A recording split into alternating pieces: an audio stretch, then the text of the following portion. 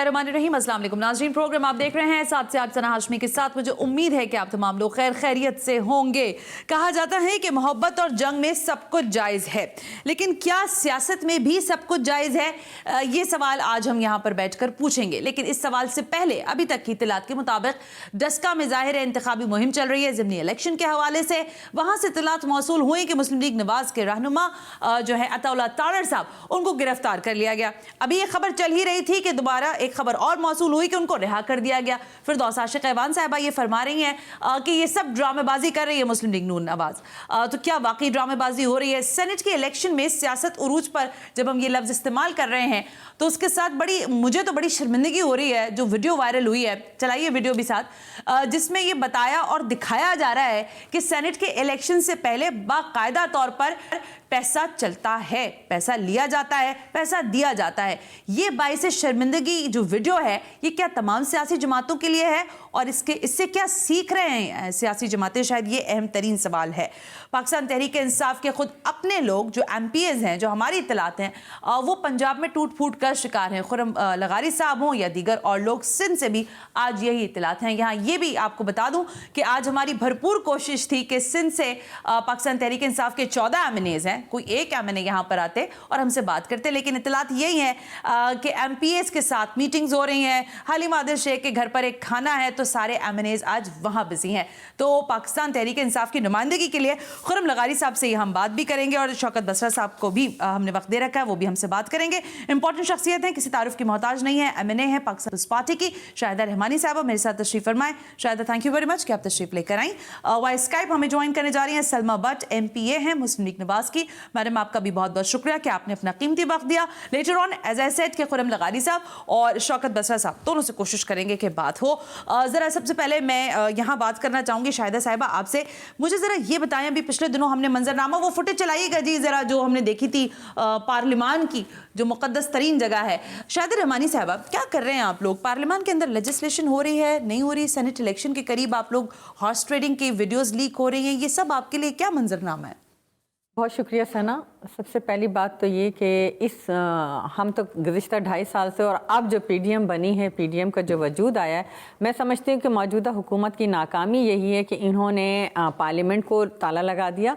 आपने देखा कि 3 महीने मुस्तकिल पार्लियामेंट को लॉक लगा रहा। अब जो इजलास बुलाया जाता है, मुझे तो बड़ी शर्म आती है कि वे इमरान खान कहते थे कि जी पार्लियामेंटेरियंस पर इतना खर्च किया जाता है। आप बिलीव करें कि फ्राइडे को इजलास बुलाया गया, कभी ऐसा नहीं होता। मंडे को होता है चूँकि वर्किंग डेज होते हैं। फ्राइडे को आधा घंटे के अंदर इजलास ख़त्म हो जाता है, फिर वो काउंट होना शुरू हो जाता है क्योंकि वो TADA लगते हैं, तो उसमें सैटरडे संडे, फिर मंडे को शाम में 1-1.5 घंटा चलता है और उसके बाद ट्यूसडे वेडनेसडे थर्सडे छुट्टी दी जाती है। यानी कि आपका इजलास चल रहा है ऑन द पेपर और आपका कौम का पैसा भी जा रहा है, और उसके बाद फ्राइडे को चंद 1 घंटे के लिए इजलास बुला के खत्म कर दिया जाता है। यानी कोई लेजिस्लेशन नहीं, कोई बिजनेस नहीं, कोई क्वेश्चन आंसर नहीं, कोई कॉलिंग अटेंशन नहीं, कोई काम नहीं हो रहा। मुझे तो, हम पहले भी पार्लियामेंट का हिस्सा थे, आज भी हैं, लेकिन जो पिछले 5 साल हमने गुजारे, मैं समझती हूँ वो बहुत शानदार थे। जिसके अंदर मैं जो साबिक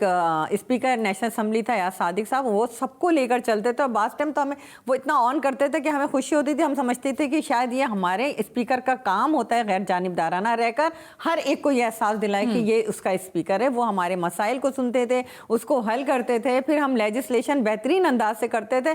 कंपटीशन की एक फिजा होती थी, तमाम पार्लियामेंटेरियन अपने क्वेश्चन ज़्यादा सबमिट कराते थे लेजिस्लेशन के लिए। बिल्स है, जनरल मोशन है, अब तो कुछ पता ही नहीं है। आने के साथ जो है और फिर ये होता है कि अपोजिशन जो आवाम के मसाइल हैं उनकी निशानदही के लिए उससे बेहतर कोई प्लेटफॉर्म नहीं होता, तो वो वहाँ पर उसको उजागर करते हैं। और हुकूमत का जो मिनिस्टर होता है वो उसको आता है, उस पर ब्रीफिंग लेता है, देता है और फिर उसको हल कराने की यकीन दहानी कराता है। लेकिन अब अलमिया ये कि ये होता है कि हुकूमत अपने बदतमीज़ीन मिनिस्टर्स को वहाँ खड़ा करती है, अपोजिशन को गाली गलौज कराती है, फिर ये सोचते हैं। आगा रफ़ीउल्लाह को भी आप यही कहेंगी जो आप हुकूमत के लोगों को कह रही हैं? जब आगा रफ़ीउल्लाह साहब गुफ्तगू करते हैं, कादिर पटेल साहब करते हैं, तो वो लोग भी यही, आप उनको भी यही कहेंगी? फिर सना बात ये है कि हर चीज़ का एक रद्द अमल होता है। मैं अगर बर्दाश्त कर जाऊं, लेकिन हर पार्लियामेंटेरियन, हर शख्स का अपना अपना बर्दाश्त करने का एक लेवल होता है। आप उसकी लीडरशिप को अगर गाली दे रहे हैं, बदतमीजी कर रहे हैं, बुरा भला कह रहे हैं, तो वो खड़े होकर आप बता दें कि अगर रफ़ीउल्लाह ने कभी गैर पार्लिमानी वर्ड इस तरीके से इस्तेमाल किया,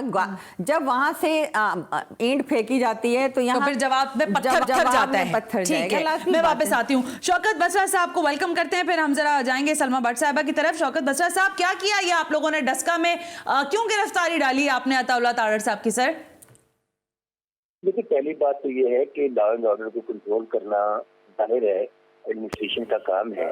अगर वहाँ पर लॉ एंड ऑर्डर की सिचुएशन क्रिएट हुई है तो डेफिनेटली इसके ऊपर कार्रवाई होगी। अगर कोई इलीगल हुआ है और गैर कानूनी हुआ है तो आई थिंक कि अदालतें आजाद हैं, इनको अदालतों में जाकर पिटीशन फाइल करनी चाहिए, इनको एडमिनिस्ट्रेशन के पास जाना चाहिए। ये बात कहना कि जी कोई ऐसा कोई पॉलिटिकल विक्टिमाइजेशन है, that is totally I think गलत सेक्शन है।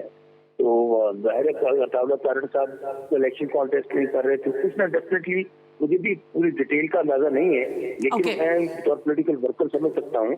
लेकिन अब तो रिहा भी हो गए ना। हाँ, बस देखिए ना, अगर रिहा हो गए हैं, मेरी बात तो सही है ना कि हमारा कोई इसमें गवर्नमेंट का तो कोई इंटीरियर मोटिव नहीं था। उनको गिरफ्तार कर वहाँ पे जाहिर है इलेक्शन वायलेशन की खबरवर्जी हुई होगी, वहाँ पे कुछ ऐसा इशू हुआ होगा। हाँ, सीपीओ का ये कहना है कि असलहे की नुमाइश की गई थी, जो अभी तक के इत्तलात हैं, उनका कहना ये था। अभी देखिए ना, बात आ गई यही डेफिनेटली जो सारी आपके सारी फेवर में चीजें जा रही है शौकत बसरा साहब। लेकिन ये बताइए, ये जो खुर्रम लगारी साहब हैं, ये क्यों आप लोगों से बददिल हो गए? पंजाब में तो बड़ा हमने सुना है उस्मान बुज़दार साहब सारे लोगों को साथ लेकर चल रहे हैं, तो फिर ये टूट फूट कैसी? देखिए, मैं आपको अर्ज करूं कि हर आदमी जमहूरियत इसी को कहते हैं, उसको इज़हार राय का हक हासिल है। ठीक है, डेफिनेटली उन खुर्रम लगारी साहब के कोई इश्यूज होंगे और मैंने मीडिया पे सुने भी हैं। वो कह रहे हैं कि मेरे हल्के में विरोध किया गया है, सीएम साहब ने मुझे टाइम नहीं दिया, मेरे लोग जो है मुझसे नाला है। तो डेफिनेटली एक जो पॉलिटिकल आदमी है और एक जो अपने हल्के को रिप्रेजेंट कर रहा है, कैंपिए 4-5 लोगों का नुमाइंदा होता है, तो उसमें मैं तो ये समझता हूँ अच्छी बात है। अगर किसी ने इज़हार राय किया है, और मैं आपको खबर भी साथ दे देता हूँ, जिस तरह अभी आपने कहा अताउल्लाह तारड़ साहब भी रहा हो गया, इंशाल्लाह लगारी साहब भी आप देखेंगे कि आपके सामने मीडिया पे आएंगे। मेरी अच्छा, वैसे खुर्रम साहब को भी कॉल लगवा लें ताकि शौकत बसरा साहब जो कह रहे हैं उसमें तायीद हो जाए या तरदीद हो जाए। जी शौकत साहब, कंटिन्यू। इंशाल्लाह मेरी इंफॉर्मेशन ये है कि खुर्रम लगारी साहब के साथ इश्यूज सेटल हो चुके हैं।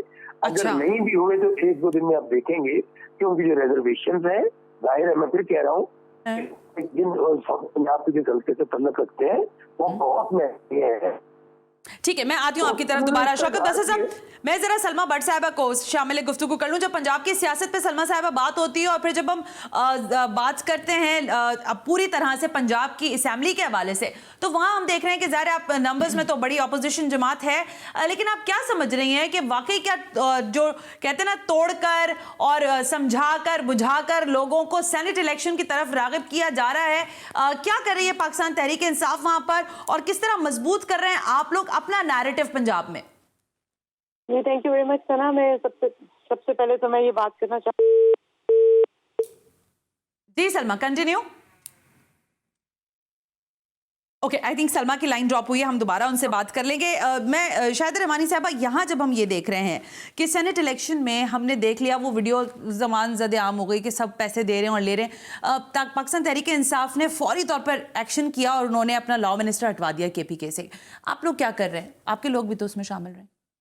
देखिए जी, ये जो ख़रीद फ़रोख्त है, ये जो हाउस ट्रेडिंग होती है, माजी में बहुत हुई, और आपने जब 2008 से 13 तक हमारा दौर हुकूमत रहा, उसमें आपने सदर जरदारी साहब की हिकमत अमली देखी कि 2 सेनेट इलेक्शन उस टेन्योर में हुए और उसमें एक रत्ती बराबर भी आपने आसिफ अली जरदारी याद दिलाया मुझे, सादिक संजरानी को इलेक्ट कराने का वाकया याद आ गया। एक मिनट, मैं उस पर भी आती हूँ। तो आप उस दौर को उठाकर देखें कि उसमें कहीं कोई हॉर्स ट्रेडिंग की शिकायत क्यों नहीं आई। उस वक्त जो रिकन्सिलेशन की पॉलिसी को लेकर चले और आपने देखा कि हमें कहीं MQM को कहीं फंक्शनल लीग को, कहीं काफ लीग को खुश करना पड़ा सीट देके, लेकिन हमने उसको बाहिमी मशावरत के साथ, रजामंदी के साथ, अपना एक सीट अगर हमारी कम हुई तो कोई मसला नहीं, लेकिन हॉर्स ट्रेडिंग को रोकते हुए अनापोज लेकर आए उस वक्त। और सादिक संजरानी ने क्या किया था ये भी सच बता दें आज, जो आपके जाहिर बिलावल साहब ने कहा, चेयरमैन ने आपके, उन्होंने कहा जियाला लाके बिठा दिया हमने, उसमें क्या किया था? देखिए जी, हमने कोई भी गैर कानूनी काम नहीं किया। अगर असेंबली के अंदर रहते हुए अगर उसमें एक सबसे पहली बात तो ये कि हमारे वहाँ पे पार्लियामेंटेरियन नहीं थे बलूचिस्तान असेंबली में। दूसरी बात ये कि अगर हमने सियासी पार्टीज के साथ मिलकर कोई काम किया तो वो आईनी था, कानूनी था, पार्लियामेंट। ठीक है, अगर नंबर 2 में इस जुमले को बंद करूं शायदा, तो सियासत में सब कुछ जायज है, ये कहा जा सकता है ना? ये नहीं कहा जा सकता कि सब कुछ जायज है। बात ये कि कोई गैर कानूनी, गैर आईनी काम नहीं किया गया। अच्छा, जो भी है, अगर हम आज कहते हैं कि प्राइम मिनिस्टर को हम अदम एतमाद के जरिए हटाएंगे तो ये आइन और कानून इसकी इजाजत देता है। कैसे हटाएंगे? अभी तक उसकी कोई आप लोगों ने फर्म नहीं की है चीजें। लेकिन मैं जरा सलमा से बात कर लूं। सलमा, वजीर आजम लाहौर के दौरे पर इंपॉर्टेंट दौरा रहा, कैसा रहा ये आप समझ रही हैं? ये जो तोड़ जोड़ की सियासत है सेनेट इलेक्शन की, इसने एजिटेट कर दिया वजीर आजम को और वो वहां पहुंच गए। जी, thank you very much Sana. मैं सबसे पहले तो बात करूंगी जो आपने पहले बात की अताउल्ला तारिक की आज जो गिरफ्तारी हुई है वो 1 मिनट के लिए हुई या 1 घंटे के लिए, वो इंतहाई काबिल मजम्मत है और उसकी कोई वजह समझ नहीं आती है सिवाय इसके कि वो एक प्योरली पॉलिटिकल विक्टिमाइजेशन थी। और ये सिर्फ तारक के साथ आज नहीं हुआ, जब हमने भी इलेक्शन कैंपेन शुरू की थी NA-75 में और PP-51 में, तो ये सिलसिला तभी शुरू हो गया था। इससे पहले अता शाह साहब हैं, जो ज़ाहिर शाह साहब मरहूम वहाँ पे जो कैंडिडेट के फौत हुए थे, जो उनके बेटे जो हैं, उनको भी गिरफ्तार किया गया था और उनके ऊपर हेरोइन डालने की कोशिश की गई और उनको 24 घंटे जो है वो रखा गया कस्टडी में और वहां पे उनके साथ तशद्दुद भी किया गया, जिनको अगले दिन कोर्ट में फिर जो है उनको बरी करने का कहा। तो अभी जो ये सिलसिला, उसके अलावा भी लोगों को धमकाया जा रहा है, डराया जा रहा है। मैं खुद PP-51 में पिछले 10 दिन से door to door local campaign कर रही हूँ वजीराबाद की। मैं वहाँ के हालात से, ग्राउंड रियलिटी से बिल्कुल आगाह हूँ। और ये गिरफ्तारियां और ये पकड़ दकड़ और ये जो पॉलिटिकल विक्टिमाइजेशन की जा रही है इलेक्शन से बिल्कुल पहले, आज अता तारिक को गिरफ्तार करने की एक वजह, बहुत बड़ी जो वजह है वो इनका खौफ है। अच्छा। कल वहाँ पे मरियम बीबी की रैली शेड्यूल्ड है दस्का में, तो उससे एक दिन पहले ऐसा जो, और फिर आज कहा जाए कि असला की नुमाइश थी, वो कौन सा असला था, कहाँ था, क्योंकि वीडियो तो वायरल होगी जब अता को गाड़ी में बैठा के लेके जाया जा रहा था। और वो जावेद रज़ा साहब जिनकी बात की जा रही है, उनके जो व्हीकल्स, अभी तो सोशल मीडिया का दौर है, ये लोग शायद ये भूल जाते हैं और अभी सब वीडियोज होती हैं जो वायरल हो रही होती है। और आप इस तरह की बातों के बाद में आके झूठ नहीं बोल सकते, ऐसे इस तरह के झूठे पर्दे नहीं डाल सकते, क्योंकि इस वक्त पब्लिक सेंटिमेंट बहुत ओपनली PMLN का है। अगर आप पब्लिक सेंटिमेंट की और वोटर्स की बात करें इन दोनों में, NA-75 और PP-51 में, तो इट्स ऑलरेडी डिसाइडेड, अवाम अपना फैसला दे चुकी है। PMLN वहाँ पे 90-10 रेशो चल रही है, जो पब्लिक सेंटिमेंट की मैं बात कर रही हूँ। अब ये पूरी तरह कोशिश कर रहे हैं कि लोकल एडमिनिस्ट्रेशन और लोकल पुलिस के थ्रू, जो डिस्ट्रिक्ट की है उसके थ्रू ये इलेक्शन लड़ने की अगर कोशिश कर रहे हैं, हुकूमत जो है इस तरह की हथकंडों पर उतर रही है, तो वो इनका अभी से नहीं, वो पहले से इनका वतीरा है, वो सबको रोजे रोशन की तरह आया है। दूसरी बात आपने की कि सेनेट के इलेक्शन की, और आज जो प्राइम मिनिस्टर लाहौर आए हैं, बिल्कुल वो प्राइम मिनिस्टर लाहौर आए में काफी ज्यादा बुखलाहट आप उनकी अगर पिछले 8-10 दिन की गुफ्तगू निकाल कर टेलीविजन पे देखें, पिछले 2 हफ्ते की, जिसमें पहले उन्होंने कहा 2018 की आपने क्लिप देखी होगी, उन्होंने कहा कि मेरे पास वीडियोस मौजूद हैं और मैं दिखाना चाहता हूं लोगों को जिन्होंने पैसे वसूल किए, पैसे पकड़े सेनेट से पहले। और फिर उन्होंने कहा हमने अपने लोग निकाले भी हैं। फिर माजूर के साथ जो वो जिन लोगों को निकालने का दावा कर रहे थे, उसके बाद उन्हीं में से एक अपने मेंबर की, उन्होंने बाबर अवान को उनके घर भेज के बाबर अवान में उनकी तरफ से माफी मांगी और उनको सूबाई ओहदा भी दिया गया। अच्छा, दूसरी तरफ वो 2021 में खड़े होकर ये कह रहे हैं कि मुझे तो वीडियो का पता ही नहीं है और मेरे पास वीडियो होती तो मैं इसको देता ना कोर्ट में। वो इतनी मासूम सलमा, ये तो ज़ाहिर ये तो डिबेटेबल पॉइंट है, लेकिन देखें बाइस से शर्मिंदगी तो ये सारी सियासी जमातों के लिए है ना। आप इसको एलिमिनेट तो नहीं कर सकती इस चीज को, ये चीज तो सामने है, वीडियो आपके सामने है जिसमें पैसे दिए जा रहे हैं, लिए जा रहे हैं। इसीलिए हॉर्स ट्रेडिंग को रोकने के लिए क्या आप समझती हैं कि ओपन बैलेट होना चाहिए या नहीं होना चाहिए? अजीब, अभी मैं इस पे भी आ जाती हूँ। आपकी बात बिल्कुल ठीक है, हॉर्स ट्रेडिंग को रोकने के लिए हम बिल्कुल कोशां हैं और हम बिल्कुल इसको चाहते हैं। ये बड़ी शर्मनाक बात है, कोई भी पैसे दे, कोई भी पैसे ले। लेकिन ये जो तहरीक इंसाफ, जिसको जो कि इंसाफ का बोलबाला करने आई थी, माजरत के साथ उन वीडियोज में जिन्होंने पैसे लिए और दिए, उनको वजारत दिफा भी मिली उनको कौमी नहीं तो वजारत दिफा के उम्मीद जाहिर वजारत दिफा को होल्ड करने वाले परवेज खटक साहब ये कह रहे हैं मुझसे कोई पैसे का लेन देन नहीं हुआ। उन्होंने प्रेसेस किए उसमें उन्होंने बिल्कुल वाज़ेह कहा है। उनके अपने सारे साथी बता रहे हैं, उनके नाम ले रहे हैं, बार बार ले रहे हैं। आप कोई भी टॉक शो उठा के देख लें, मैंने पिछले 3 दिन में 10 जगह तो मैंने बीबी उनका नाम सुना टॉक शो के अंदर। मतलब लेकिन ये तो सारे इल्जामात हुए ना। शौकत बसरा साहब ब्रेक के बाद जवाब देंगे कि हॉर्स ट्रेडिंग हो रही है, नहीं हो रही है। वजीर आज का लाहौर का दौरा, लोग बड़ी चेमागोइयां कर रहे हैं, क्या जरूरत थी, क्या खास वजूहात थी, क्या वाकई पाकिस्तान तहरीक इंसाफ के मजीद मुरन्नफ लोग जो हैं वो सामने आएंगे या नहीं, और सेनेट इलेक्शन में जो बाजी मारने की बात कर रही है पाकिस्तान तहरीक इंसाफ, ये कितनी पूरी तरह से साबित भी कर सकेगी या नहीं, इस पर बात करेंगे right after this break. You watching Saath Se आठ।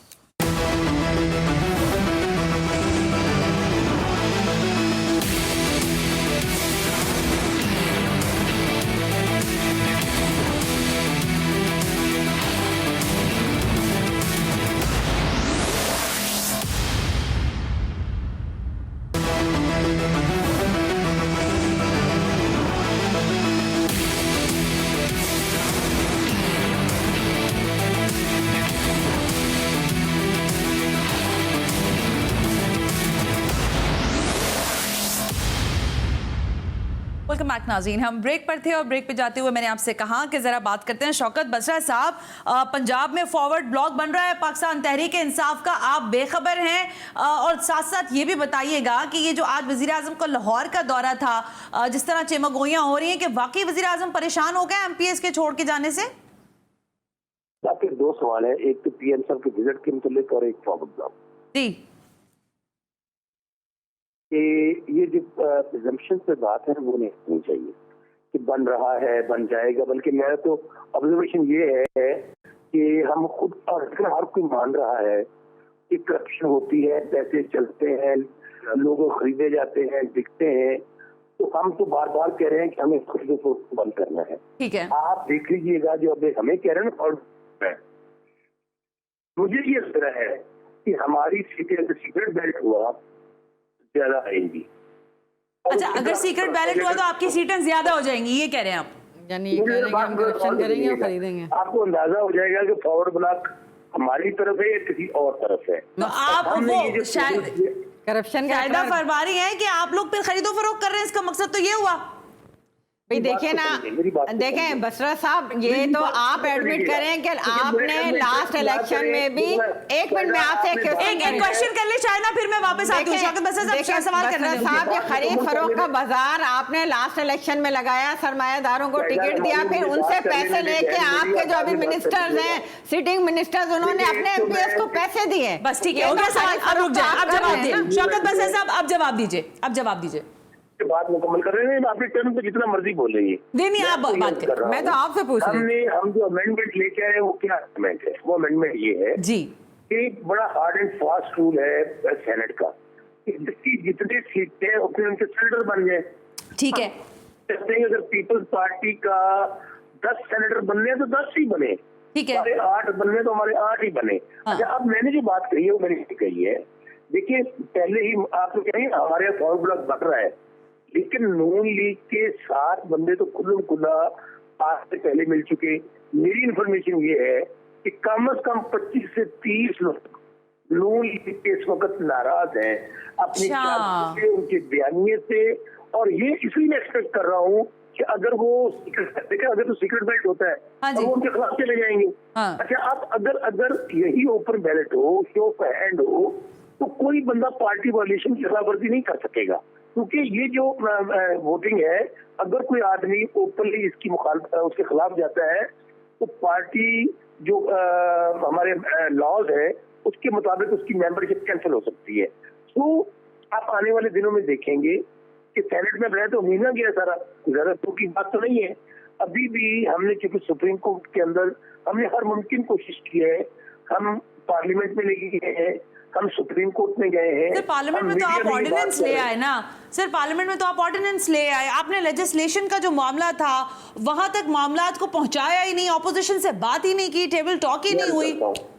नहीं, जी, जब कमेटी के पास कहता है, कमेटी में तमाम पार्टियों के लोग मौजूद होते हैं, जब हमने पार्लियामेंट के अंदर उसको टेबल किया तो फिर क्या लेके आए थे ना, और डेफिनेटली हमारे पास मेजोरिटी ऐसे नहीं कभी नहीं होता। हमारे पास मेजोरिटी होती तो ये बिल हमें ना सुप्रीम कोर्ट जाने की जरूरत थी, ना इसका हमें ऑर्डिनेंस लेके आने की जरूरत थी, तो हमारा तो नेशनल असेंबली से भी पास हो जाता, भी पास हो जाता। हम तो ये चाहते थे कि इसके ऊपर, आपको याद होगा, कुछ हमारी इस बात की गवाह है, मैं खुद पीपल्स पार्टी में रहा हूँ, कि जो COD साइन हुआ था आप तो तजुर्बाकार थे। में कहा गया कि हमने सीक्रेट बैलेट को खत्म करना है। हाँ जी, नहीं ये बिल्कुल दुरुस्त बात है, याद नहीं है, बिल्कुल दुरुस्त है। शौकत बसर साहब, मुझे कतई कलामी की माफी दीजिएगा, लेकिन आज आप लोगों के लिए शायद ये तसल्ली की खबर है कि नहीं है, मुझे नहीं पता, लेकिन सरदार सिकंदर हयात साहब ने जो ज़ाहिर शमूलियत छोड़ी है मुस्लिम लीग नवाज से, वो आपके लिए तसल्ली बख्श है या नहीं? इस वक्त मेरे साथ मौजूद है फॉर्मर प्राइम मिनिस्टर ऑफ आज़ाद जम्मू और कश्मीर अतीक अहमद साहब, सरदार अतीक अहमद खान साहब। जरा उनसे बात कर लेते हैं, ये क्या हुआ है रातों रात, क्या वाकई सब कुछ टूट फूट का शिकार हुआ है या नहीं? अतीक साहब अस्सलाम वालेकुम। सरदार साहब। वालेकुम अस्सलाम। सरदार अतीक साहब, क्या हुआ है ये आज?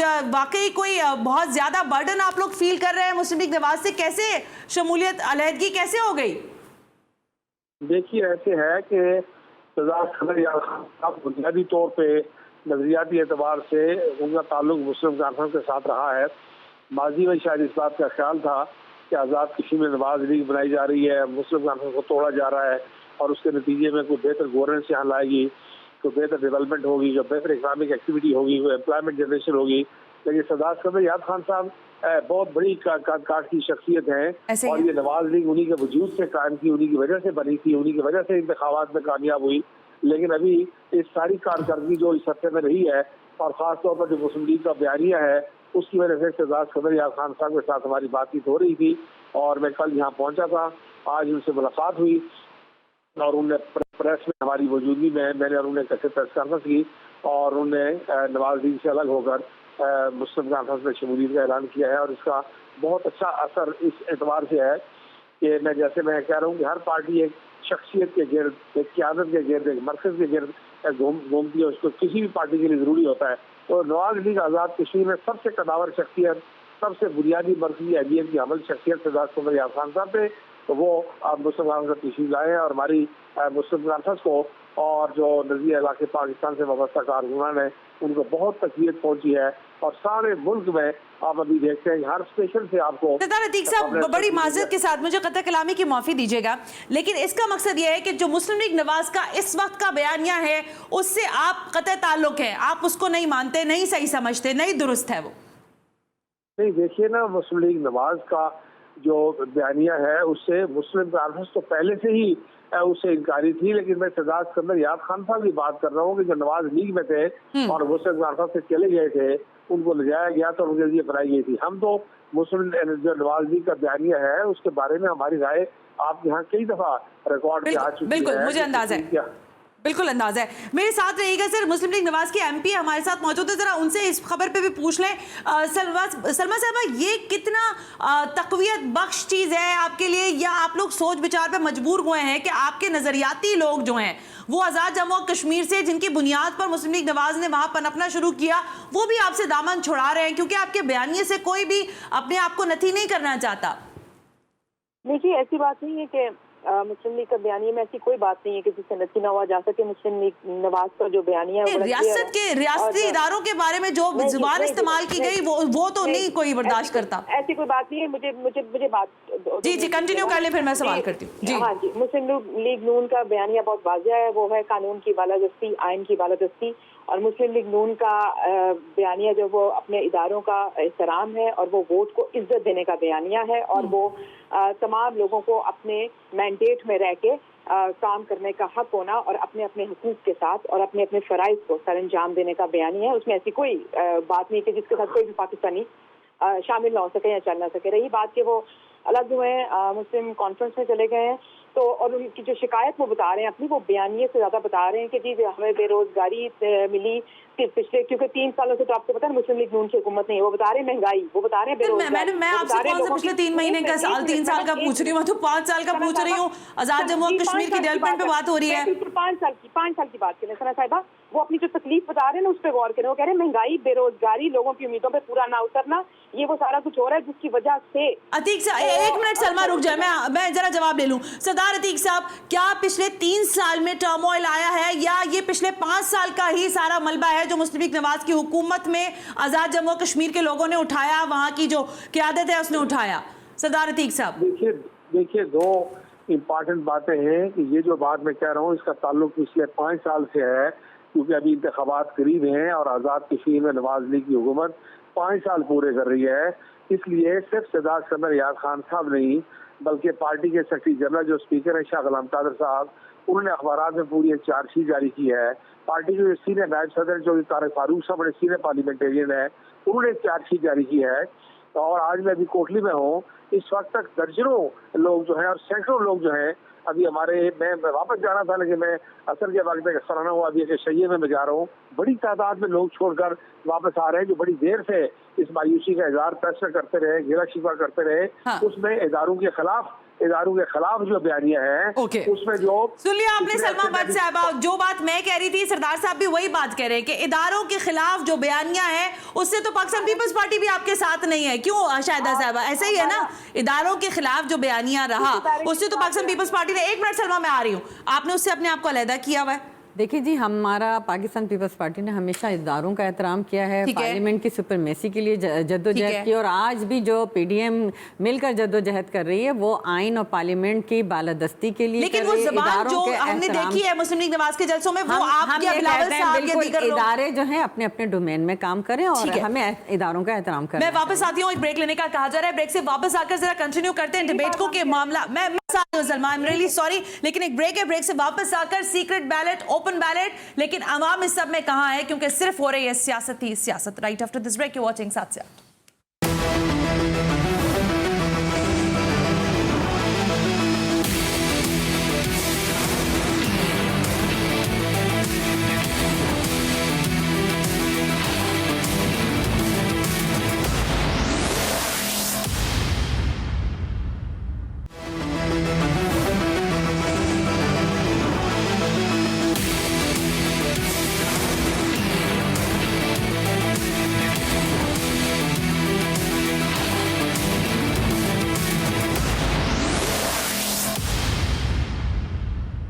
नाज़रीन, हम ब्रेक पर थे और ब्रेक पे जाने से पहले सवाल ये है कि ये हो क्या रहा है, ये सारा जो गर्द है ये बैठेगी या नहीं सेनेट के इलेक्शन से पहले? शाहिदा रहमानी साहबा, मैं शौकत बसर साहब आपकी तरफ आऊंगी क्योंकि वक्त अब बिल्कुल कम है।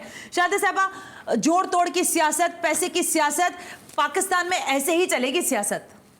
देखिए सना, इससे पहले भी मैंने अर्ज़ किया कि जब हमारा दौर था तो कोई जोड़ तोड़ नहीं। अब जो आपने देखा कि किन वीडियोस में कौन आया, कौन पैसे ले रहा है, क्योंकि ये तो भानुमती का कुनबा, मुख्तलिफ लोगों ने अपने अपने मफादात के लिए आपस में ज्वाइंट हुए हैं, तो वो उनका मकसद है पैसा कमाना। और आप देखें कि इस वक्त जितना बड़ा माफिया है, ये बात कर रहे थे अभी शौकत बसरा साहब तो कि जी हम ऑर्डिनेंस लाए, हम पार्लियामेंट में आप 2/3 मेजॉरिटी में नहीं थे, आप हमारी गवर्नमेंट में उस वक्त का पार्ट थे। आपने देखा कि पीपल्स पार्टी ने रिकंसिलेशन के साथ 18th अमेंडमेंट भी कर दी, सादा अक्सरियत में तमाम लोगों को मिलाया। तमाम पार्लियामेंटेरियन जो हैं वो ओथ उठाते हैं इस पाकिस्तान से वफादारी का, वो कोई गद्दार नहीं है। आप अगर अपोजिशन से हाथ मिलाते, आप आईनी कानूनी कमेटीज बनाते, हर पार्टी से एक नुमाइंदा लेते, उस पर उसके ऊपर गुफ्तगू होती, गुफ्तशनीद होती, बैठ के बाहिमी मशावरत होती, तो ये हमारे मीसाके जमहूरियत का पार्ट था।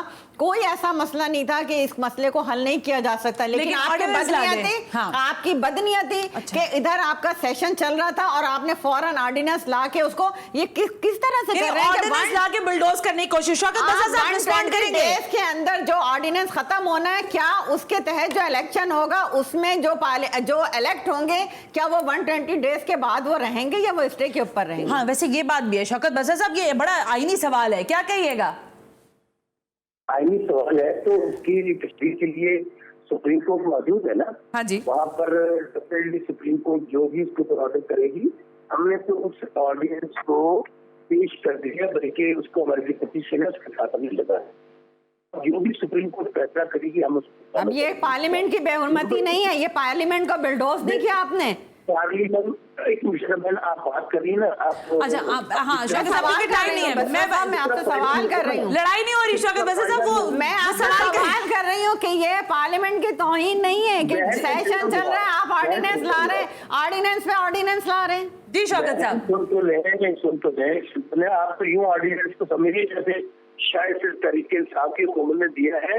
पीपल्स पार्टी माशाल्लाह अपने 5 साल के दौर में रिकॉर्ड याफ्ता है, सबसे ऑर्डिनेंस दुनिया निकाले थे नंबर 1। ऐसा हर किसी तो आप उन्हीं का रिकॉर्ड तोड़ेंगे, आप कोई बेहतर चीज नहीं कर सकते थे शौकत बसर साहब। आपने आईनी कमेटियां बनाई और आपने देखा कि फाटा को हमने 2/3 मेजोरिटी के साथ। अच्छा एक मिनट चाहना शौकत का रिस्पॉन्ड कीजिएगा, शौकत रिस्पॉन्ड कीजिए।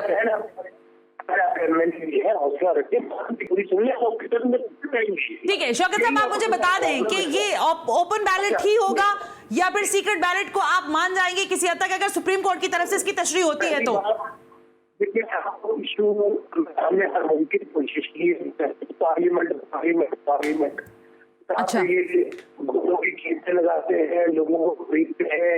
जो आज टोटल 4 लोग आए थे, 2 सेनेटर बन जाते हैं, वीडियो आ गई। अब तो शर्मिंदा होने की बजाय मैं कहता हिम्मत है खुदा की कभी भी भिखारी के साथ पहले में बैठ के स्पेंड करते हैं और कहते हैं देखिए हमने ये देखें इनका रवैया, ये शर्म इनको मगर नहीं आती।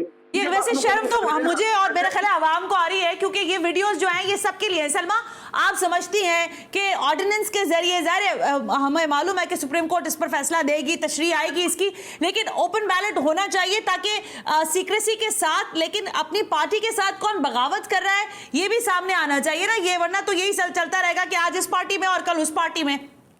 देखिए अभी इन्होंने बात की शौकत साहब ने कि 20 से 25 लोग जो है ना वो फॉरवर्ड ब्लॉक में आ जाएंगे मुस्लिम लीग नून के, और ये सीटें कम मिलेंगी सेनेट में, इनको इनके लोग नहीं देंगे। तो जब खतरा नून लीग को और पीपल्स पार्टी को है और ओपन बैलेट जो है ये इतने आज सखी हैं कि ये हमारे फायदे के लिए कराना चाहते हैं, तो अभी थोड़ी देर पहले जब चेयरमैन सेनेट का हुआ था इलेक्शन, तब ये सारी तायद कहाँ थी जो आज वज़ीर आज़म सब तायद करते हुए ओपन बैलेटिंग कराना चाहते हैं। ओपन बैलेटिंग इशू नहीं है, इशू कुछ और है।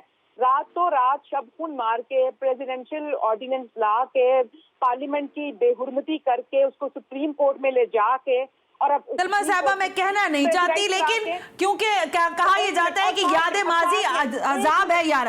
सुन लीजिएगा सलमा साहबा, खुद जब 1 मिनट सलमा मेरी बात सुन ले क्योंकि प्रोग्राम का वक्त भी खत्म हो रहा है। जब आपकी हुकूमत थी, नवाज शरीफ साहब ने पार्लियामान की शक्ल कितनी बारी देखी, लोग इस पर भी सवाल उठाते हैं मैडम। वेल प्रोग्राम का वक्त खत्म हो गया है। बहुत बहुत शुक्रिया शाहिदा रहमानी साहबा कि आपने वक्त दिया। सलमा बट साहब आपका भी बहुत शुक्रिया। शौकत बसर साहब thank you very much. Not least Sardar Azad Kashmir से हमसे बात करे थे अतीक साहब, thank you very much. Former prime minister रह चुके हैं आप। जो कुछ हो रहा है पाकिस्तान की सियासत में आप सबके सामने है, लेकिन पाकिस्तान की सियासत क्या इसी तरह चलेगी, ये हमारा सवाल है जो कि नहीं चलनी चाहिए। अवाम में पाकिस्तान का कौन सोच रहा है, शायद इस पर बात करना भी अहम है। आज के प्रोग्राम से सना हाशमी को इजाजत दीजिए। अल्लाह हाफिज।